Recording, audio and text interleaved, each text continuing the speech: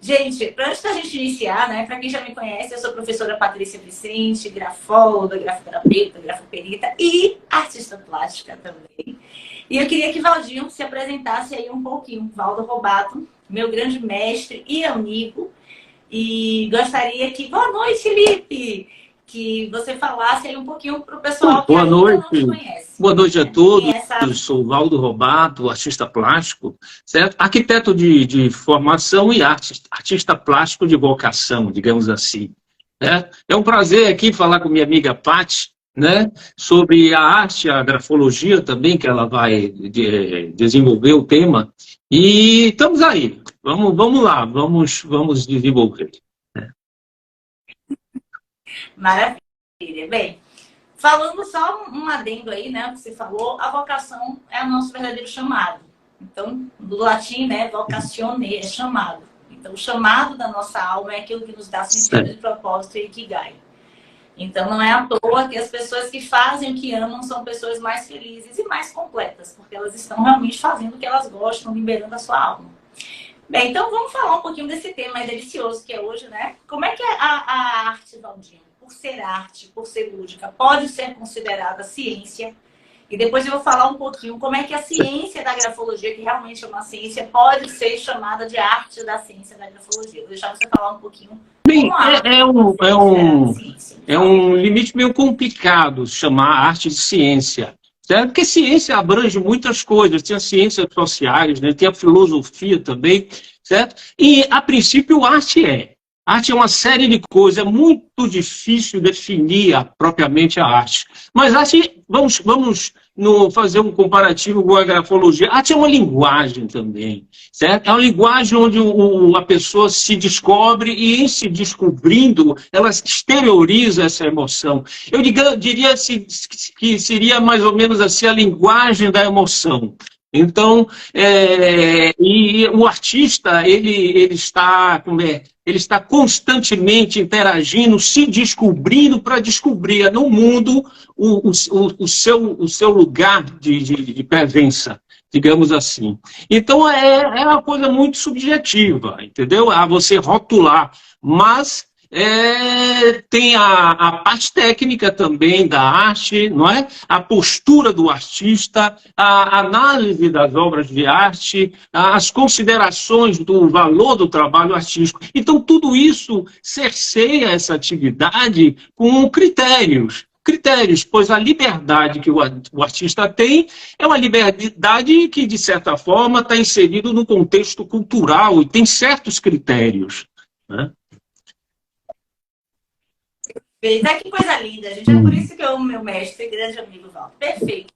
Você falou uma coisa muito importante, nessa interseção aí dessas duas artes, ciências maravilhosas, que é escrever nada mais é que comunicar e a arte nada mais é que comunicar. Então, tanto na arte, ela é a expressão subjetiva ali do artista, né? Ele está comunicando o que ele quer passar, ele está materializando o seu inconsciente. Como na grafologia isso também acontece. O escrevente, quando ele escreve de uma forma consciente, o grafólogo, ele vai traduzir aquele inconsciente através daquele escrito consciente. Então, ele está se comunicando. Escrever nada mais é que comunicar. E a arte nada mais é que comunicar. Então, ambas são formas de comunicação que falam diretamente da nossa alma, da alma do escrevente, da artista. Né? Então, eu queria falar um pouquinho agora, Valdinho, sobre as fases, tá? Tem muita essa coisa, você já há mais de 30 anos aí de carreira, então é uma prova viva aí para falar com muita propriedade disso. Tem essa coisa realmente das fases do artista, né? Então, eu estava naquela fase tal, eu estava naquela outra fase tal. E como é que você sente isso? Como é que você interpreta isso? E aí eu vou fazer uma menção com a grafologia, porque isso também acontece. Seria, digamos, as fases são considerações da evolução do artista mesmo. E como é uma linguagem assim, da emoção, o emocional dele, a experiência, a maturidade, os acasos da vida, isso tudo repercute na arte. Então, as fases do artista nada mais é que esse espelho. O espelho do emocional dele. Ele não está livre disso. Isso é que, na verdade, isso dá a substância do trabalho, o emocional. E é uma coisa muito, muito, muito forte, a ponto de artistas serem produtivos em determinada época e terem um hiato criativo em outra época. Então, isso é muito latente, né? Então, agora, a liberdade que o artista tem é condicionada ao meio cultural, né?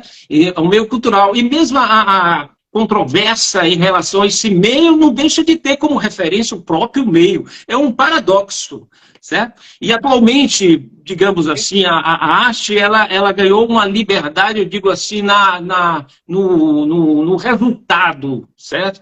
Por exemplo, hoje a gente tem arte pela arte, foi uma coisa que surgiu no século passado, no início do século passado, certo? Até o retrasado, no início do século retrasado, onde a arte ela ganha essa liberdade e critérios artísticos, critérios da crítica de arte, são inseridos dentro do contexto artístico, onde, de certa forma, alguns princípios, algumas pedagogias, alguns princípios morais, inclusive, eles ficam um pouco à margem. Então, por isso que a gente vê, às vezes, considerações em alguns trabalhos de artistas polêmicas, porque ele tem essa liberdade. E a liberdade de contestação, a contestação também tem um vínculo daquilo que ele está contestando. Então, ele está imerso na vontade de se expressar e na vontade de se encontrar no mundo. É basicamente isso. Perfeito. Perfeito tudo, né? É a conexão do próprio eu dele dentro do mundo. Em psicologia, a gente chama isso de campo operacional. Ou seja, o campo operacional é a influência que eu exerço no meio e a mesma influência que o meio exerce em mim. Então, eu capto essa influência do meio, mas eu também estou deixando a minha marca no meio. Por exemplo, Monet e Manet eram impressionistas, mas cada um tinha um traço, apesar de estarem no movimento impressionista. Claro, assim como na grafia, porque cada letra é única, cada escrita é única. Então, cada obra e cada traço de cada artista vai ser único também. E cada momento. Né? Eu acho que a gente pode linkar isso, Valdinho, aqui na grafologia em relação a escritas diferentes em diferentes fases da vida. Perceba que a nossa grafia não é a mesma de quando a gente tinha 15 anos, graças a Deus. Então, papá, a mesma coisa. As nossas telas não vão ser as mesmas de 30 anos atrás, daqui a 30 anos, se estivermos vivos, porque a gente está mudando. Né? De 3 semanas para cá, a gente pode estar mudando. De 3 dias, de 3 minutos, tudo pode mudar, todo o tempo. E esse ato de criatividade, essa alta produtividade ou baixa, esses momentos, esses estados emocionais que se materializam numa obra, numa tela, assim acontece com a letra também. Então, da mesma forma que o grafólogo consegue captar os estados físicos, mentais, hormonais do escrevente naquele momento, assim é o artista, né? E aí eu queria perguntar para você, acho que talvez você nunca nem tenha feito essa reflexão, assim, mas eu vou te perguntar. Você costuma assinar suas telas no mesmo lugar, sempre à direita ou sempre à esquerda, ou costumeiramente mais à direita ou mais à esquerda? Não, tecnicamente existe um lugar mais adequado para assinar a tela, porque a nossa percepção, inicialmente, não é, ela vem da percepção do cérebro mesmo, funciona dessa forma, a gente percebe, a gente vê o todo, e a gente começa, digamos, fazendo uma comparação, a gente começa a escanear a obra da esquerda para a direita. É como se a gente vislumbrasse o quadro até chegar à parte direita e, consequentemente, na parte de baixo. Mas não tem uma regra. Não é regra técnica, mas tem toda a liberdade. E o que rege, mesmo no final de tudo isso, é a percepção do artista, a vontade dele ensinar. Na parte esquerda, na parte direita, em cima, não é, do outro lado, onde ele quiser. Tem artistas que assinam no meio no meio da configuração do quadro, que você às vezes não encontra artista, certo? Não encontra a assinatura do artista, ou tem artista que não assina, certo? Assina atrás. Então tem um detalhe técnico, mas tem também aquilo da percepção, que às vezes, por vezes, a assinatura ali pode interferir, pode chamar muito na obra de arte. Então ela tem que ser um complemento, ela não tem que aparecer mais do que alguns detalhes. Então, basicamente isso. Interessante falar isso, porque assim, as pessoas, quando terminam de fazer uma redação, um texto, elas assinam ao final. E o grafólogo, ele fala exatamente isso, assine ao final do texto. É a primeira regra para poder colher, né, fazer uma análise grafológica completa, é fazer uma redação em papel A4 ou ofício, e no final a pessoa assina como ela assina os documentos. Mas a gente não sugere onde ela vai assinar. Tem uma regra, né, caligráfica, alfabética, cartesiana, que aprendemos nos modelos escolares, mas ela assina onde ela quiser. Então, tem pessoas que assinam à direita, outras assinam à esquerda, outras no meio do texto, outras muito afastado do texto, outras muito próximas. Olha que interessante. E tudo isso quer dizer alguma coisa. Tudo isso nos traz um significado psicológico diferente. Então, por exemplo, um escrevente, quando ele assina à direita, próximo ao texto, significa dizer que o eu íntimo dele, ele é extrovertido, ele é uma pessoa bem integrada ao meio, ele é social. Quando ele assina à esquerda, ele já tem reservas próprias. Ele pode ser extremamente social no eu social, que é o texto, mas no eu íntimo, que é a assinatura, ele tem reservas próprias. Quando ele assina ao meio, ele quer se manter centrado. Não significa que é necessariamente, a gente vai olhar outros gêneros gráficos. E assim acontece com o artista. Vão ter quadros que essa percepção vai levar ele para assinar à direita, por exemplo, outros à esquerda. Ainda que a gente tenha concepções, não tem uma regra, porque senão não seria arte. A arte é essa liberdade de expressão. E isso é bem bacana, porque isso fala muito do estado daquele sujeito, daquele artista. O estado mental, psicológico, emocional, por que não? Espiritual, daquele momento. Ele assinou mais à direita, ele assinou mais à esquerda, ele assinou no meio, ele assinou em cima. Né? Então é bacana porque a gente faz de novo essa relação. Depois observe, tá? Se os seus quadros são mais à direita ou à esquerda, e seus textos. A gente faz de uma forma, assim, digamos, até intuitiva. Não é? A arte tem técnica, mas a intuição, a emoção, o momento, aquela percepção. Percepção é uma coisa que você não pode dar limites. Não é? Ela acontece, ela tem. Interessante que no trabalho artístico a gente tem muito o acaso. Não é? O acaso é aquela coisa que a gente começou a trabalhar e de repente aconteceu, a gente não esperava.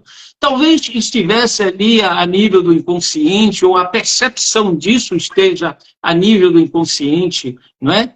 É evidente que ao perceber o acaso deixa de ser acaso, ele começa a integrar a obra de arte. Mas a arte em si, no caso a pintura, poxa, é uma linguagem fantástica. É uma linguagem onde a gente se entrega mesmo, a gente se descobre, a gente vibra, a gente se frustra, a gente chora, a gente se empolga, né? A gente rememora passado, a gente tem apesar de estarmos no presente, a gente tem considerações passadas e anseios futuros. Então, tudo isso aí tem um caldo aí na criatividade, certo? Que é impressionante, é fustigante, certo? Atrai aquilo ali. Então, é por isso que é tão apaixonante, eu diria, digamos assim. É evidente que para você chegar em certo estágio da arte, tudo, você precisa exercitar. Então, isso é questão de exercício. Eu digo até o seguinte, entrando por outra esfera, todo mundo pode ser artista. Todo mundo pode ser artista, encontrando a sua linguagem, encontrando o seu instrumental. Agora, viver de arte é outro departamento. Existem outras considerações que a gente entra em outros conflitos, não é? Comuns até a outras profissões. Mas a arte em si, a elaboração, o ser humano é uma pessoa que necessita criar. A criatividade faz parte do ser humano. Não é o ser humano em qualquer situação, não é somente ter a barriga cheia, não. Existe essa vontade, certo? É vontade de estar no inconsciente dele, estar numa necessidade, eu diria até que é uma necessidade sobre-humana. Essa necessidade, essa vontade de criar. E traz felicidade. Né? O processo criativo, como você falou, é vital, faz parte da vida. Então, quando a gente cria, seja o que for, a gente se realiza. É o traço do pleno na grafologia, porque a gente teve essa capacidade de criar. A gente tirou daqui do inconsciente, da alma, do coração, da mente e criou. Criou, seja o que for, um projeto, um trabalho de artes, um texto, a gente criou. nos sentimos, entre aspas, deuses, criadores, semideuses. Então, eu diria o seguinte, a arte traz felicidade. E aí é um depoimento agora meu. Eu estava 5 anos afastada do ateliê, como você sabe. Voltei, estou muito mais feliz, estou muito mais vibrante, porque faz parte, ela é um processo, meu Deus, de cura, de conexão, de criatividade, de superação, de leveza. E o que a gente quer nessa vida? Leveza, alegria e glória. Fazer as coisas com leveza, alegria e glória. Então a arte traz tudo muito mais colorido, ela deixa tudo muito mais bonito. Então eu diria isso. Eu acho que a arte, ela é a arte essencial traz leveza, mas eu diria o seguinte, que essa leveza é conquistada.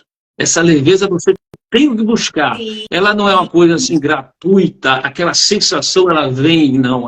Você precisa conquistar, você precisa se entregar, você precisa se conhecer e conhecer o mundo. Isso é fundamental. Então a arte é um canal, é um dos canais, digamos assim. Certo? Acho que é o canal mais importante, a linguagem mais importante no mundo. Porque a gente pensa através de símbolos, de palavras. E se não tivesse as palavras, se não tivesse a linguagem, você ia pensar como? Então a arte é como se voltasse um pouco nessa coisa sem palavras. É a emoção. Você pensa com a emoção, você diz com a emoção, você sente, certo? E em sentindo, você é pleno, você é o máximo, certo? Você se sente ser humano, de fato. Percebo. Lá atrás, imagina, a gente falando aqui, se fosse a questão dos símbolos, antes mesmo de um código de linguagem, já existia arte. Então a arte existe antes mesmo da escrita, antes mesmo do código que o homem inventou de linguagem. Então você fala aí da arte rupestre, por exemplo, era uma comunicação entre os homens na época. E era comunicação cristina. Eles não tinham ainda um alfabeto ou um código criptografado, um código, né, de linguagem, mas eles tinham os símbolos que faziam essa comunicação, eles tinham a arte, essa arte rupestre. Tanto é que a escrita, quando a escrita chegou, por isso que a gente tem a pré-história e a história. Tudo que era pré-história é quando ainda não tinha escrita. Depois que a escrita chegou, que a gente criou um código de linguagem universal, cada nação com a sua, aí nós temos a civilização, a história. Depois da chegada da escrita. Mas não deixou de ter história. Tinha pré-história lá. A história já estava acontecendo ali. Então a arte, ela vem muito mais. Jung falava muito, né, dos arquétipos, dos símbolos, dessa questão até que você traz nos códigos. Então, por exemplo, trazendo um pouquinho dessa questão que você falou, dos arquétipos, dos símbolos, dos códigos.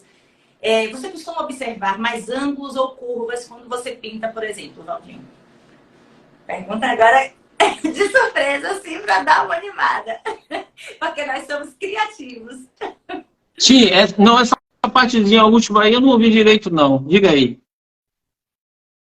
Por exemplo, quando a gente está pintando, sempre a gente vai utilizar ângulos ou curvas na natureza, tá? Então, a natureza, curvas nas árvores, enfim, nas colmeias você vai ver ângulos e curvas. O homem trouxe muito ângulo, as caças, os edifícios, as pontes triangulares, retas, etc. John falava, né, que o básico da morfofísica da célula gráfica, os gestos, macrogestos e microgestos, estava sempre baseado em ângulos e curvas. E a partir daí a gente ia se... E assim acontece também na arte. Quando você faz uma árvore, um abstrato figurativo, um desenho de uma pessoa, você vai ter traços mais angulosos ou mais curvilíneos, meio harmônico. E vai ter artistas que vão realmente priorizar mais um laudo ou outro, né? Tem essa questão. Você observa isso? Não, você nunca parou para pensar existe nisso, existe uma análise, inclusive, da configuração do quadro. Então, tem certas linhas, tem certos direcionamentos que eles sugerem uma percepção, certo? Se sugere uma percepção, é evidente que você ao fazê-las, você está sugerindo o que você está sentindo, certo? Talvez até a nível inconsciente. Por exemplo, você faz uma diagonal, pela percepção nossa, uma diagonal saindo da esquerda, de baixo para cima, eu já estou entregando o jogo, do lado esquerdo abaixo e do outro lado, ela sugere que está subindo, mas ela podia ser a descida, certo?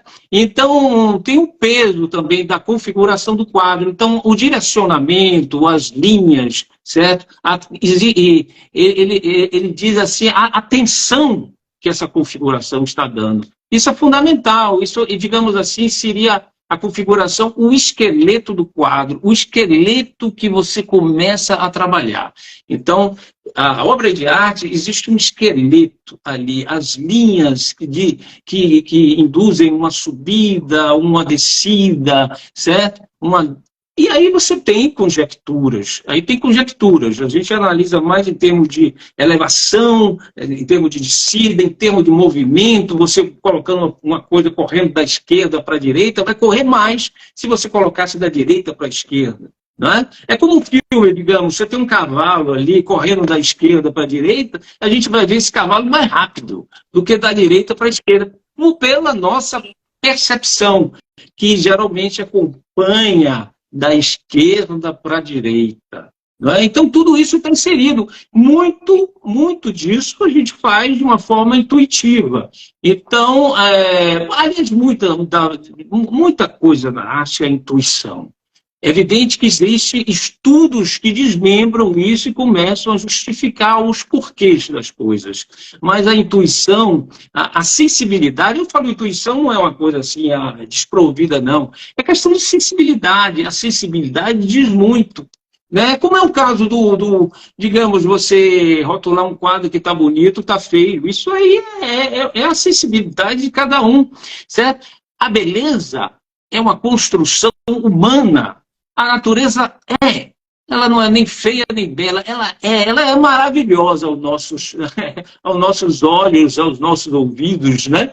Ela é maravilhosa, mas o termo dela é uma construção humana, certo? A vida com tudo que a gente decifra de altos e baixos, é uma construção humana. Então a arte é isso. A arte é isso, ela vai a fundo, ela vai a fundo nisso. Então, o critério de beleza, certo?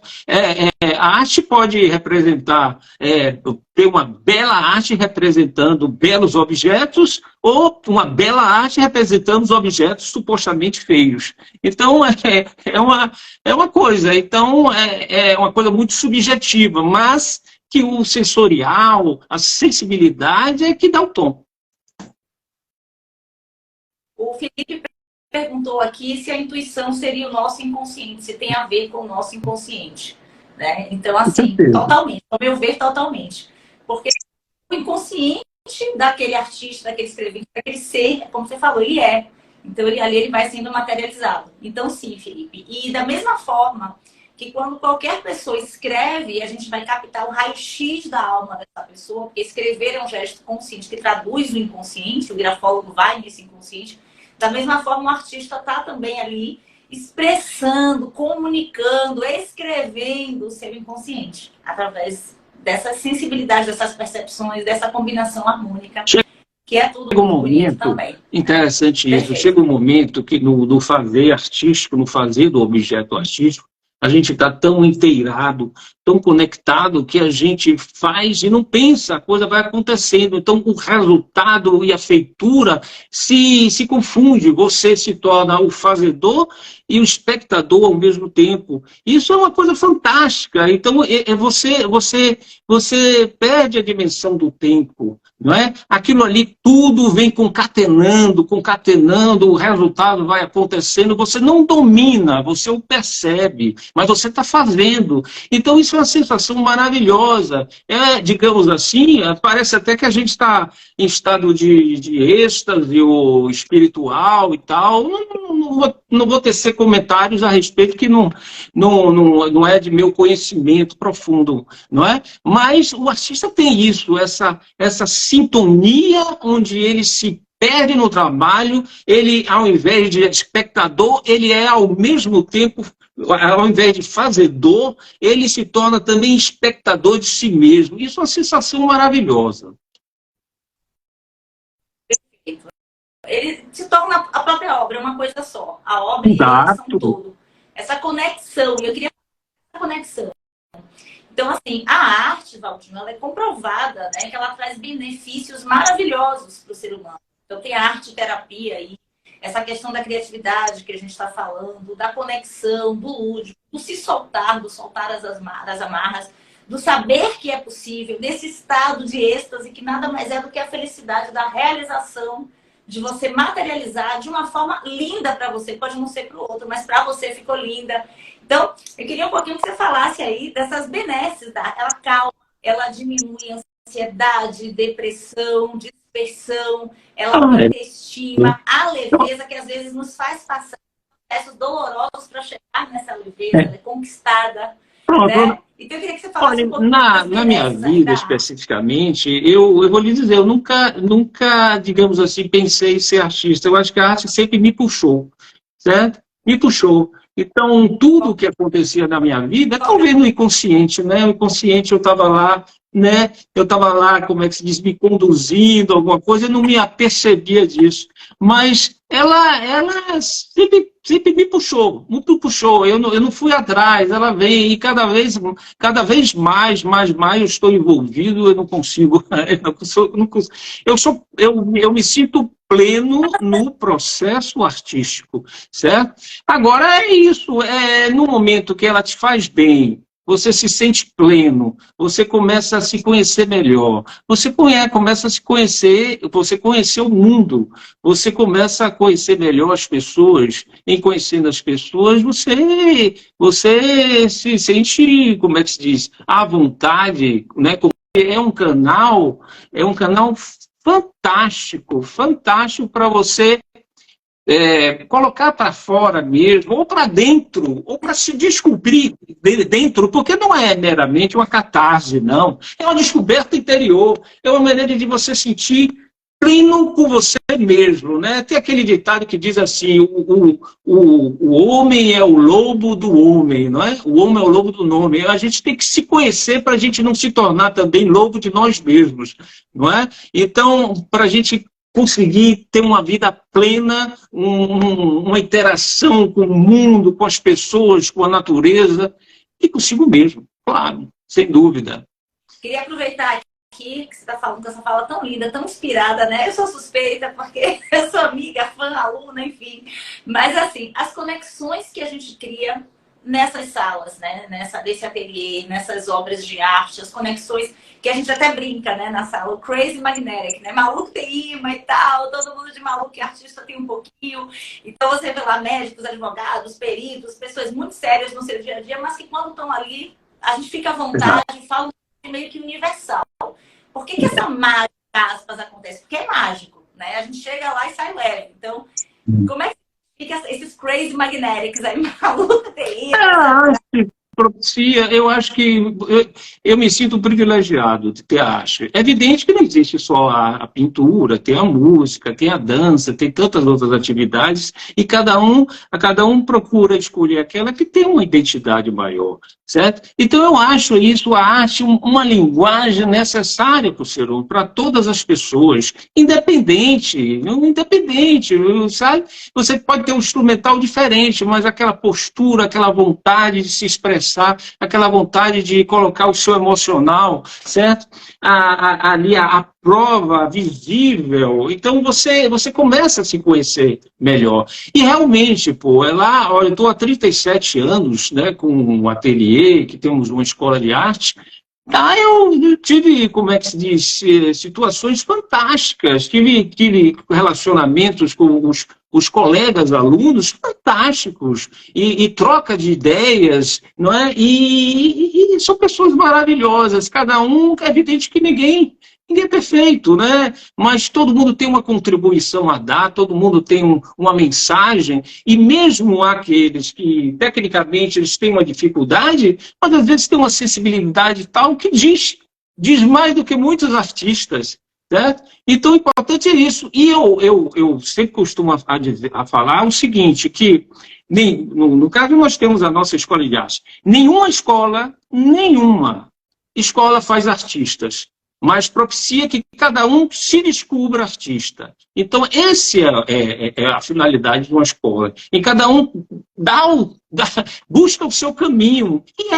É uma coisa muito pessoal, muito interior, certo? Você aprende técnicas para caminhar. Então, isso sabe? É por aí, é por aí. Uma vez eu estava num e me perguntaram, né, Patrícia, a grafologia muda a vida das pessoas, né, com a terapia? Eu falei, pessoas mudam as suas vidas. A grafologia ela entra como uma ferramenta, uma técnica, um veículo poderoso que vai propiciar essa abertura, essa transmutação, essa nova orientação, esse novo ressignificar. Mas quem vai mudar é a própria pessoa. No máximo, similaridade com a arte, é isso. perfeito. A gente tem guias turísticos, mas quem vai fazer a própria caminhada com as pernas, quem vai ter que fazer a trilha ali é cada um. Né? Então, é bem por aí. Eu acho que elas são muito similares nesse sentido. Então, a gente tem a grafoterapia, a gente tem a arte-terapia. Então, eu na grafoterapia, muitas vezes, eu passo trabalhos, eu mando a pessoa fazer, vá fazer alguma arte. E a arte não só a pintura em si, porque a gente está falando aqui de traços, né? Enfim, do movimento, da expressão, tanto a tela em branco quanto o papel em branco, o artista e o escrevente, eles vão preencher aquele eu social como eles querem se expressar naquele momento. Eles vão assinar as suas assinaturas como eles estão se sentindo naquele momento, à direita, à esquerda, no meio, afastado, enfim. Mas, independente disso, eu falo a arte como um todo. Então, por exemplo, quando a gente traz, por exemplo, a música, né, os compositores, a gente percebe que eles têm um traço em comum, um ritmo em comum. Aquele toque que você fala assim, isso é típico do artista tal. Ele tem aquele jeito, mas isso vai mudando ao longo da vida.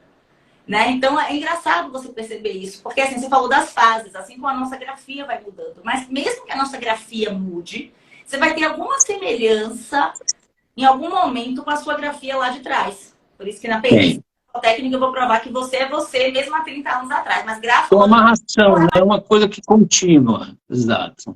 Então, por exemplo, você percebe aí compositores que ainda que eles estão mudando ali, lógico, as notas, a entonação, as criações, mas eles têm um toque, um ritmo que é típico deles. Né? Então, Chiquinha Gonzaga falava muito disso. E assim é o artista plástico também. E assim é o escrevente. Então, tem pessoas que têm naturalmente uma grafia mais angulosa, ou mais curvilínea, arredondada, ou de forma.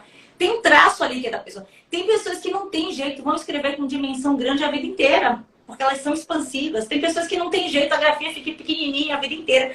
Já tem outras não, que são fases. Você percebe, nossa, minha grafia está menorzinha agora. Nossa, minha grafia agora está maior. Estou mais expansivo.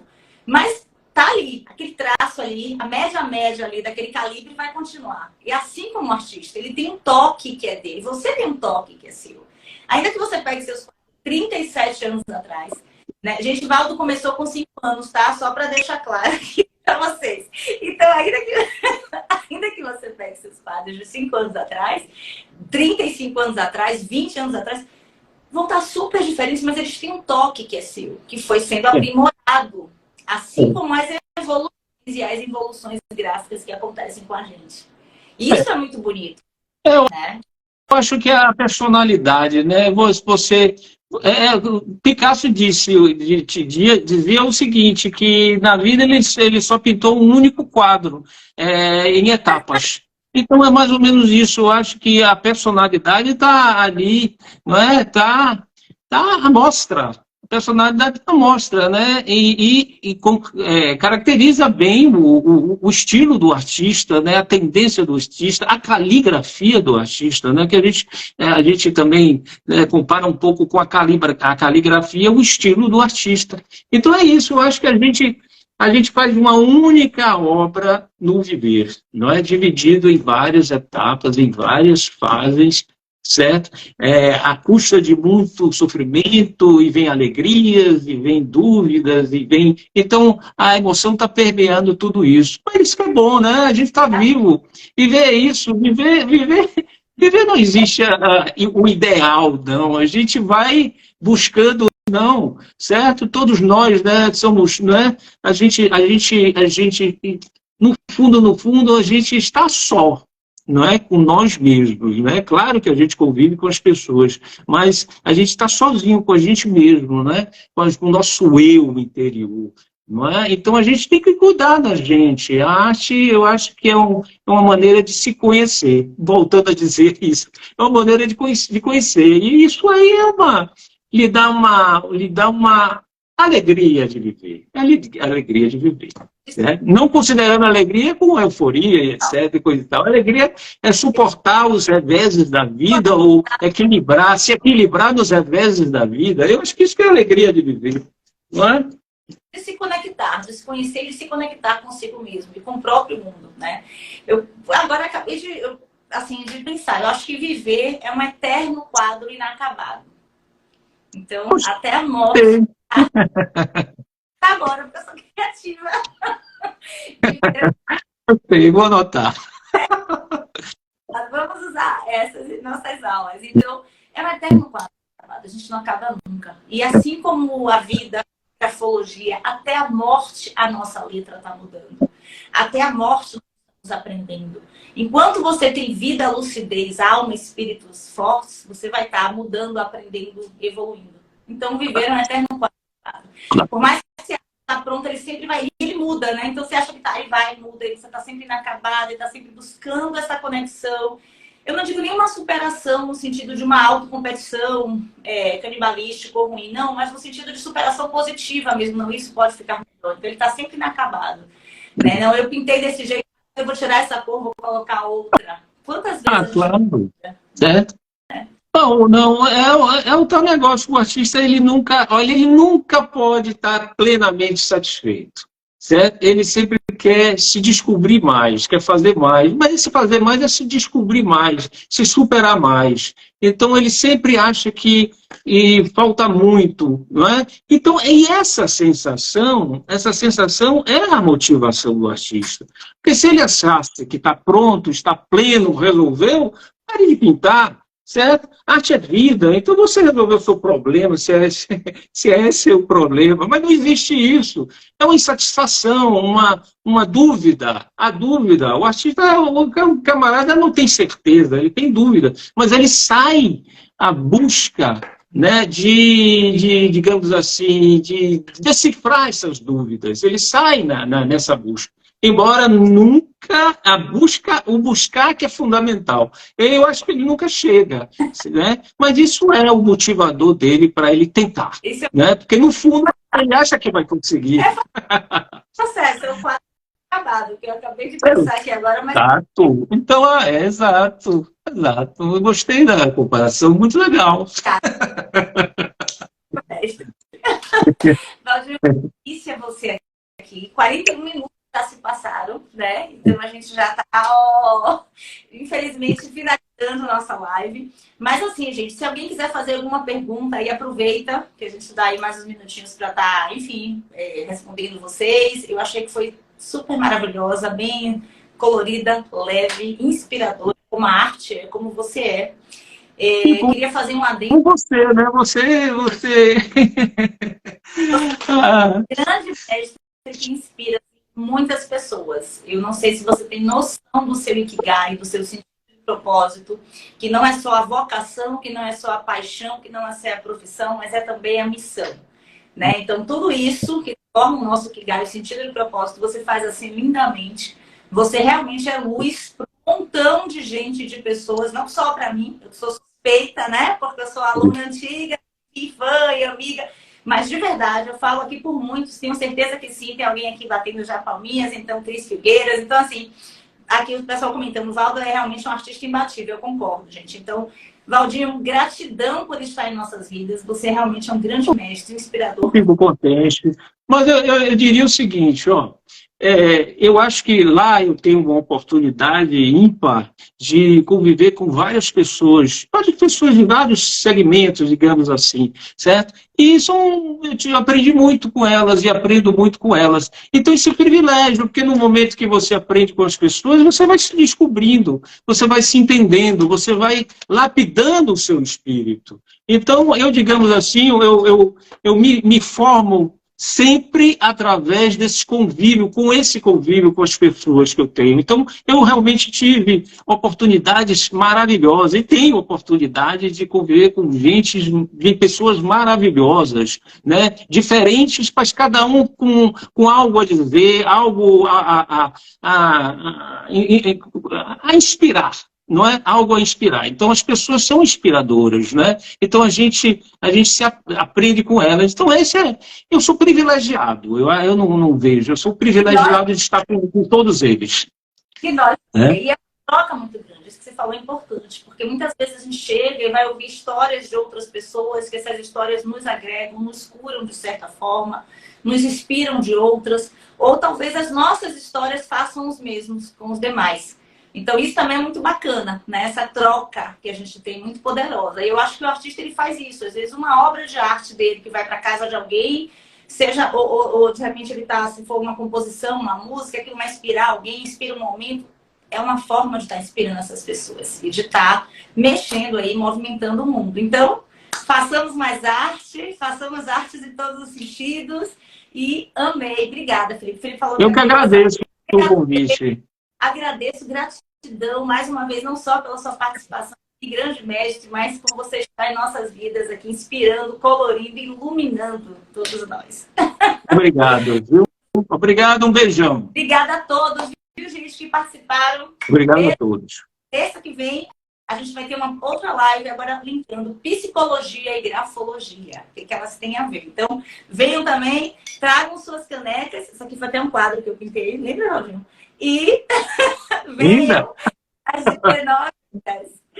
Beijo grande a todos vocês lá também. Valdir, gratidão, viu? Beijo muito grande no coração. Fiquem com Deus. Um beijo, pessoal. Obrigada.